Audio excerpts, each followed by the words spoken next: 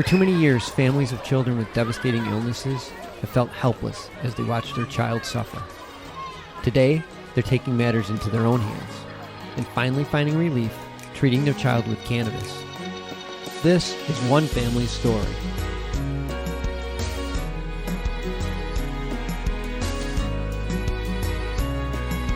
Welcome to another episode of Love and Cannabis. I am Nina Simmons. And I am Osiris Stephen'and. And we are the proud parents of Aiden Stephen'and. Hello out there. Hello. Everyone. Yes, another episode, another one. I hope you guys have been having a great week. And, oh my God, summer's over. It's just over. Once school starts, it's over. It is a wrap. It's just, I don't believe it's happened. I mean, it's been a whirlwind since school started.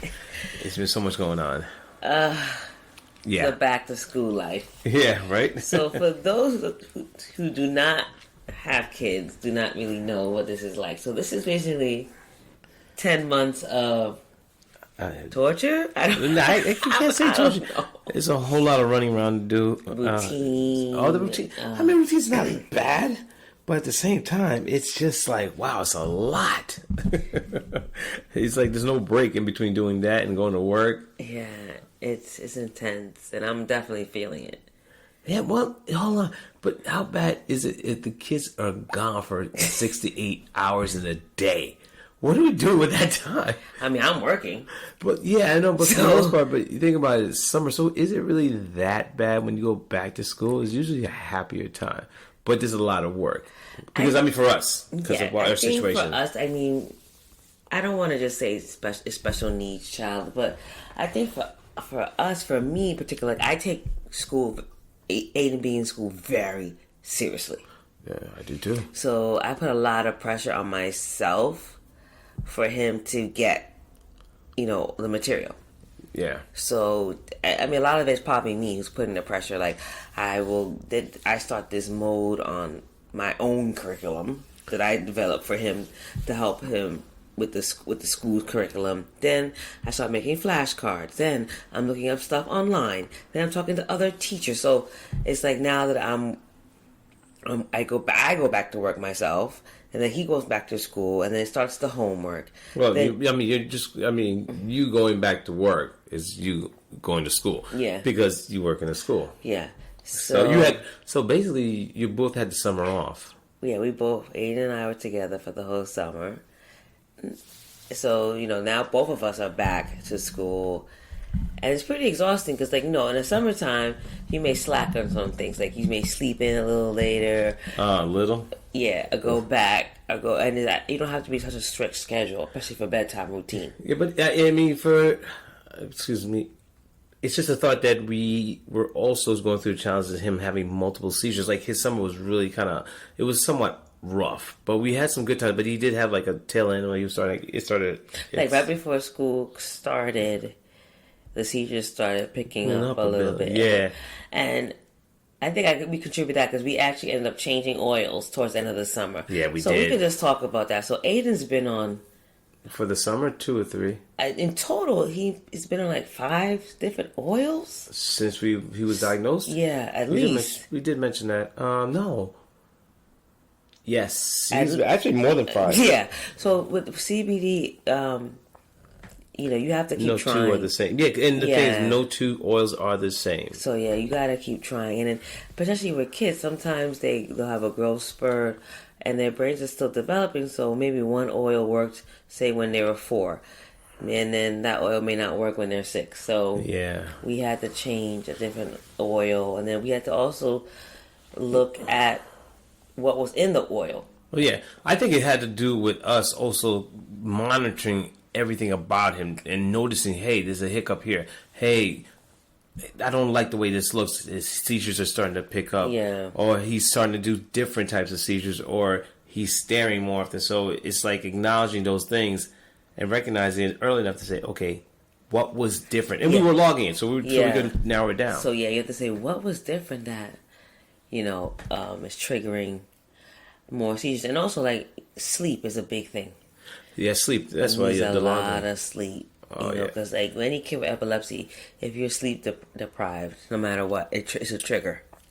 Yeah, but the amount of hours he needed was about, I think for his age, was like 12 hours. Yeah, so there's a range, and he needs like the upper limit of that range. He really needs like 11 to 12 hours a night. Yeah, and that's kind of challenging too. You get home from work, got to get dinner ready, all the cleaning up. That's why it's good to get him involved with that process. With just the fact that trying to get our schedule together, trying to get a routine, who's doing what, and then us participating in the PTA. Oh, yeah. This is totally different than last year and what we were doing. Oh, yes. I mean, last year we were just basically going to meetings here and there, listening what's going on, communicating with the school, and then to have the meeting about him being repeating the grade kindergarten, which was like, yeah, so that was a tough decision to make in that. Yeah, so we decided, of course, with this teacher recommendation, as a team, we came to decide that Aiden was going to repeat kindergarten. Okay. How did you feel about that? At first I didn't really agree with it, but just spending some time with him and just seeing his limitations and how far he has to go, I had to give in to that idea. It's not the same as we once were, where they'll catch up. You could say they'll catch up, but now it's just like we got to meet them where they are, and he wasn't where he needed to be because there was still the behavioral issues that were coming out. Because if he does have a breakthrough seizure, it would just totally disrupt him for that moment.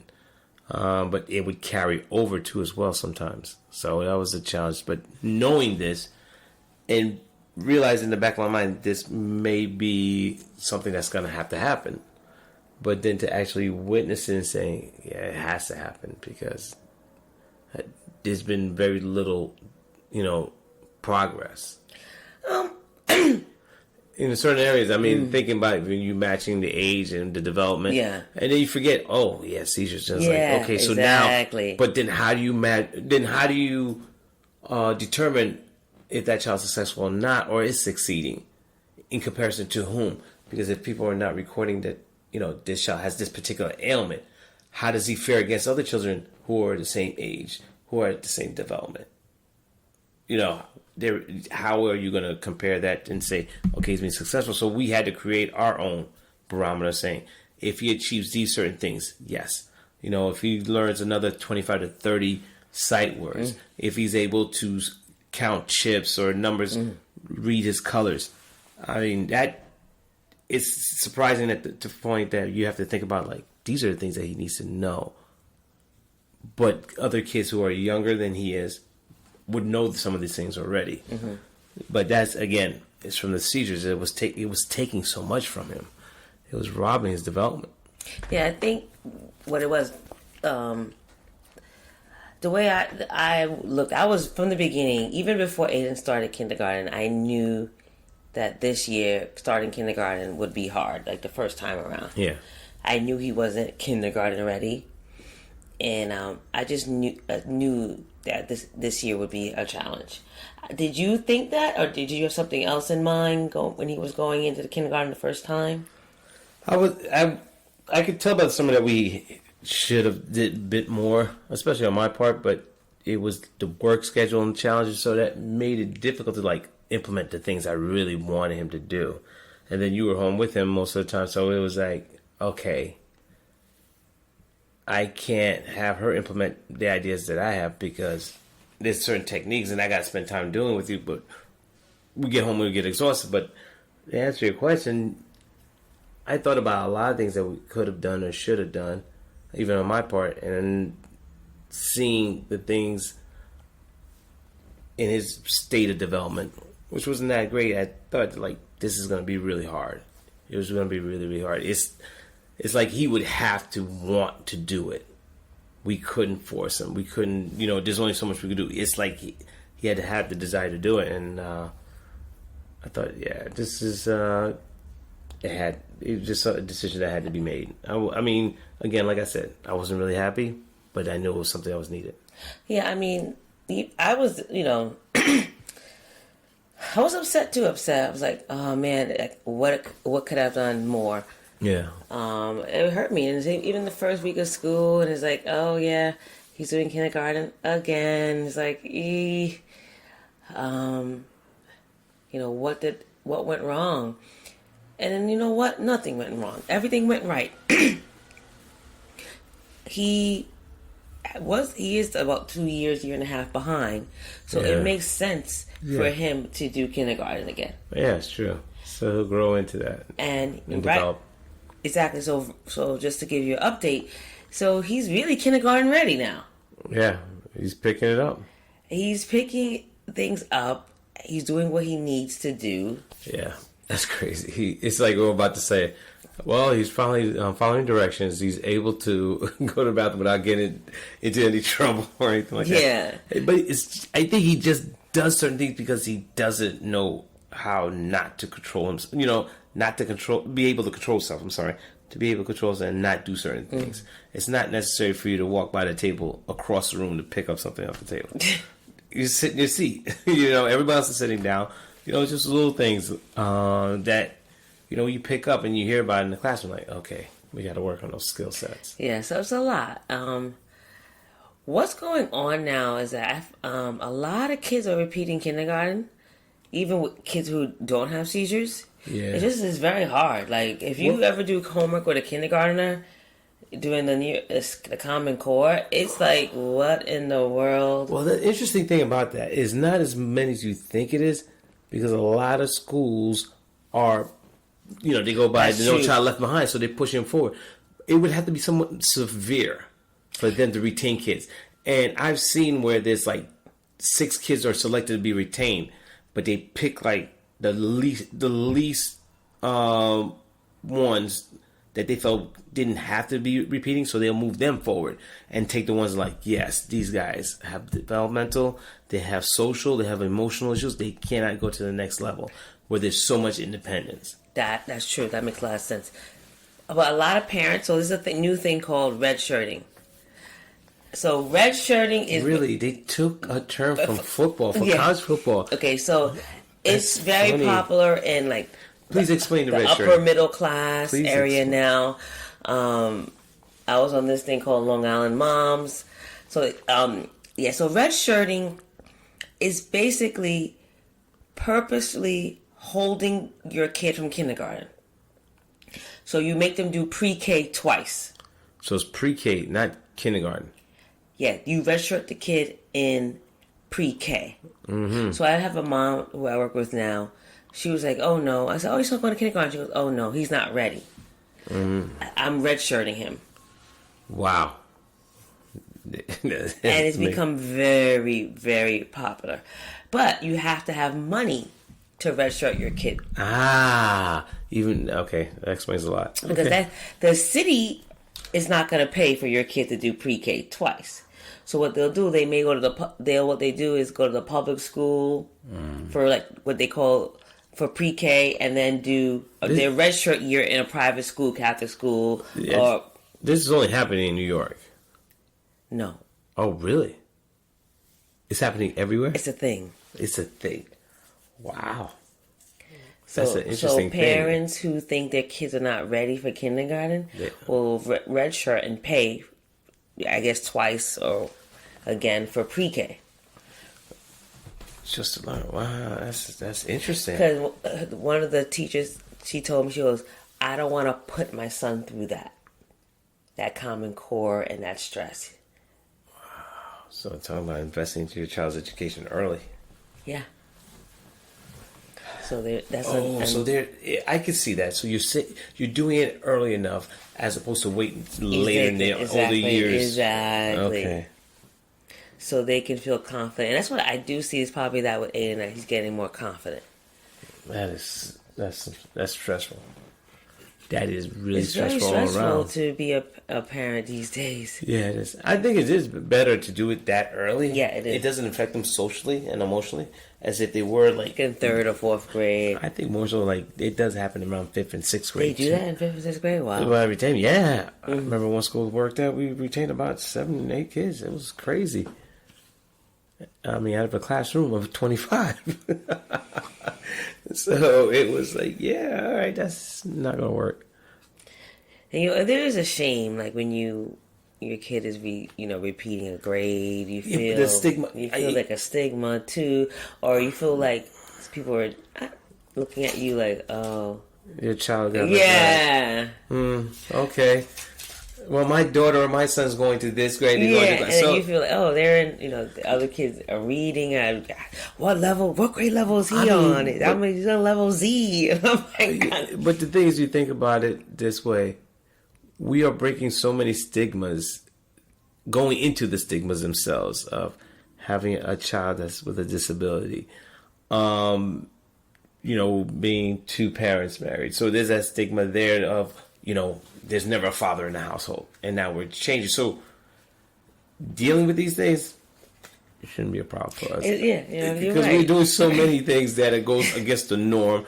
We're facing so many things that, you look at as that's either a stereotype or a stigma or just something, whether it's positive or negative, but that we're experiencing because we're taking so many chances. So many chances. And I just want to say, to those parents who are out there fighting about just really protecting your rights, your First Amendment, and protecting your child. You know who you are. We're supporting you guys. Because now it's like your First Amendment's going out the window. But that's another story in itself. So it's always a fight, Yeah, that's the thing. You're fighting for everything. You're fighting for everything every day. Yeah, it's this crazy struggle. I think I was talking to someone else today, and they said, "You notice time has flown by." Mm-hmm. And it's been like the past 3 years, just been like. And I'm like, oh my God, we are about to go into the holidays. Like, yeah, everything goes by really Halloween, fast. Thanksgiving, and then Christmas, and then New Year. Mm-hmm. Yeah, so everything goes by fast, and the school year goes by pretty fast too. Yeah, it does. So since Aiden is doing kindergarten again, I'm on You're on 12. Yeah, I'm 10. Like, no, dude, we're not messing around. Like, you're getting this. Yeah, you exactly. got a second time. Like, you got stop the games. I'm like, all right, Saturday Academy. Saturday reading, my own Saturday reading program. Like. Yeah, we're totally involved. I mean, we did the T-ball throughout for the springtime. Now we're PTA members in the school, so we're involved parents. Really, really involved. Nina just bought the teachers a Keurig coffee machine. We went to BJ's, got them bottles of water so that they can have. And gotta keep your teachers happy. Yeah, you do. Happy teacher, happy kids. Kids that learn. Yeah, and we have a lot of great teachers. We have some really special teachers that are working with our kids, especially with Aiden. They're starting to understand him, especially the new teachers starting to get really understand his behaviors, his, those characteristic skills that he has of making people smile, but also making people shocked because of the things that he does sometimes. But he's gotten better. Yeah. Also, his sleep has gotten better. That was like a major issue. Oh, yeah. So let's update everybody on that. Yeah. Yeah. People need to understand our routine, though. Our routine is not for the weak. No. It's just not. I mean, it makes you want to cry to think about what we have to do. Just to keep him healthy. Yeah. Yeah. On top of our refrigerator, it looks like it just looks like a pharmaceutical, a pharmacy. You just walk in, you're like, wow, there's a lot of vitamins and nutrients on here. What's going on? Yeah, so we don't use it. It's for him. For him. We do a lot to keep him healthy. I mean, we have to make sure he drinks enough water. So that's like a job within itself. Oh, yeah. All this starts at 6 a.m. Yeah. It's about 6, 7 a.m., especially when his bus comes at 6:55. So everything starts at 6 a.m. And we get him up. He picks out his own clothes.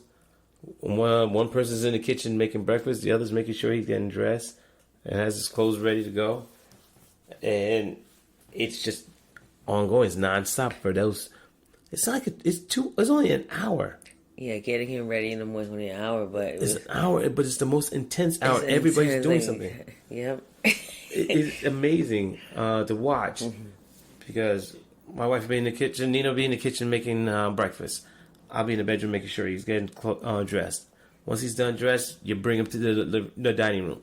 You have him sit down and wait for breakfast. Breakfast is on the table. Now we're putting together his CBD oil, his vitamins, his vitamins, making sure we measure 8 ounces of water, 6 to 8 ounces of water. So one person's with him at the table, the other person's in the kitchen putting all these things together. And then we line them up, separate his vitamins, his supplements, and then the water and the CBD oil. And he has to take all these things within about 25 minutes. Yeah, it's nuts. It's crazy. He's eating like 3 eggs. He's eating a bowl of yogurt with prunes, help the digestive system. And then we have all these pills lined up. And he has to finish this within 25 to 30 minutes. So you can brush his teeth, brush his hair, and get ready for the bus. It's amazing. It's amazing. I had to stop one day and just look what we're doing. I'm like, my God, this is 5 days a week. It's a lot. It's a lot. So, yeah, I think parents should start recording. Like, put a GoPro on their heads or something. I remember one time I put a text. I said, to all your parents out there that got your kids to school on time, fed, clean. Shout out to you guys. It's not easy. People replied, "Thank you, I needed that. It's not easy." Some kids, they have tantrums every morning. They don't want to go. They don't want to do anything. They don't want to eat. They don't want to get up. It's like Groundhog's Day every morning. Yeah, but we've been lucky with him. Yeah, we're lucky with him. He just eats slow, but for the most part, he doesn't really give us a hard time. Yeah, his eating slow is like almost 20, 30 minutes. Now we kind of like force it down stuff. But what I've noticed about him, if it's something he really likes, he'll eat it. Sit there at the table, smiling, and do his little dance, and he'll eat if something it is that he likes. And usually that's just scrambled egg with cheese and bacon. Sometimes bacon. Yeah. So it's an interesting year so far. I mean, it's only been 1 month, and wow. Actually, it hasn't been a month. What am I talking about? Yeah. It's only been like 3 weeks. And we're already exhausted. We're exhausted from it. So we did some changes with Aiden that we're seeing some really positive things. Yeah. We implemented fish oil. Oh my God. And olive oil. Yeah, that's been helping. It's a lot of fat. Yeah, Aiden's not really happy with it, but it's something we have to do because lately we was experiencing that he was having grand malls like at 4 o'clock in the morning. And we're like, wow, he'll have a problem right before he falls asleep. He'll jerk or twitch as he's trying to get into REM. And he'll be in REM for a while, really till the 4 o'clock in the morning, 3, 4 o'clock in the morning. And suddenly he breaks into a grand mal. So we jump up, and now we're contending with this. After the grand mal, he falls back asleep and sleeps for another 2 hours. And that's where we have to take him to school because he slept for so long because he was exhausted. But we turned and decided, let's try another different oil. Yeah. We had to shop around because for some reason, certain oils, like I said, aren't the same. So we tried another one. We changed our dosaging. Now, we used to just wake him up at 10 p.m. to take his nightly dose. Now we just give it to him at 7 and then wake him up at 10. Because that seemed to carry him over into the morning where he has no grand mals, no seizures, no jerking or twitching before he goes to bed. So it's been great. I think now he has maybe 1 or 2 episodes a day. And he's doing really well. So don't give up. If you got to try different oils. Yeah, you do. And also document, like you said before, document what's going on, log it, and also pay attention to the labels. Yeah, what's in the oil. Yeah. Pay attention to that because one day, in one order, you'll have everything you've seen before. The next batch you get will have a certain ingredient. You're like not thinking about it. That ingredient may have an effect on the child. That's how we found out about a couple of products that had a specific ingredient that triggered Aiden. So, we're not above basically aligning ourselves with any particular brand as long as it works. Exactly, as long as it works. It's trial and error. That's trial and error. Yeah, it was 4 years. Because your brains are always changing when you're a kid. Yeah. So that's why sometimes it may work 1 year, And it may not. not, yeah. But we also... That's what I say about the pharmaceutical drugs. Same thing, exactly. So we also started doing Omega. Yeah, the fish oil. The best one was a Nordic. Yeah, we do the Nordic Naturals. And then we started implementing olive oil. Which is interesting. It's another healthy fat. Yeah. I'm on the fence with it. Just want to see what happens. But the DHA is just very helpful. That Omega is very helpful. So there's so many things that you gotta research and do. I know one of the things that parents may have with kids is eating. We got lucky. Mm-hmm. Aiden loves his vegetables. You know, he will sit down and eat the broccoli. He will ask for broccoli or spinach is another one of his favorite. Avocado he has no problem with. Also, kale. He eats kale. He'll eat a salad. I've bought him a large bowl of spinach with all the fixings, pretty much tomatoes, celery, and all these other things. And he ate it. I was like surprised, like wow. Yeah, so we definitely got lucky. So that's where we are. I mean, kindergarten is going great. It's intense, but we definitely see it was worth it. So if you ever on the fence or embarrassed, you know, there's nothing to really not be anymore. Ashamed about anymore. But things have changed. Things have changed. It's just the benefit of the kid. And you don't want them to be struggling their whole lives because they're always going to be behind. Yeah, might as well tackle it early. Give them a fair chance. Build up some self-confidence and work with them. So it's education hasn't gotten fun as of late. It's been a go, go, go, go. There was a time where kids loved school, loved going, wanting to learn. Now it's just almost military-like information. You gotta keep going. And I think that, again, that comes from the Common Core. They'd have to do a lot of catch up with that. So we're gonna have to also make some time for him to relax and enjoy the weekends too. Yeah, so we're gonna have some fun tomorrow on Saturday. Yeah. But I think that is it for this episode. Yeah. We're doing okay. Yeah. Well, I mean, it's only been 3 weeks. I know. Check back with us in like November, right before the holidays. Exactly. And see what's still standing. And we've been house hunting. Yeah, that's another. I don't even want to talk about that. Oh my gosh, Ralph in New York house hunting. That's another story in itself. Aiden seems to be enjoying it. Yeah, well, all the this could be my room. This could be my room. Yeah, we'll see. That again, that's another conversation in itself because there's so much we're learning. We should do an episode on that and keep you posted on all the things that are going on. Things that are going on. Yeah, we're gonna tell them. Okay. All right, y'all. Well, thanks for tuning in. Yeah, and shout out to Dan Hummiston of MJBulls. Wishing you a speedy recovery, my friend. Get well soon. Yep, see you soon. Have a good one. Ciao. Thanks for tuning in. Another episode of Love and Cannabis. I'm Osiris Stephen'sepileptic. And I'm Nina Simmons. Be strong and stay empowered.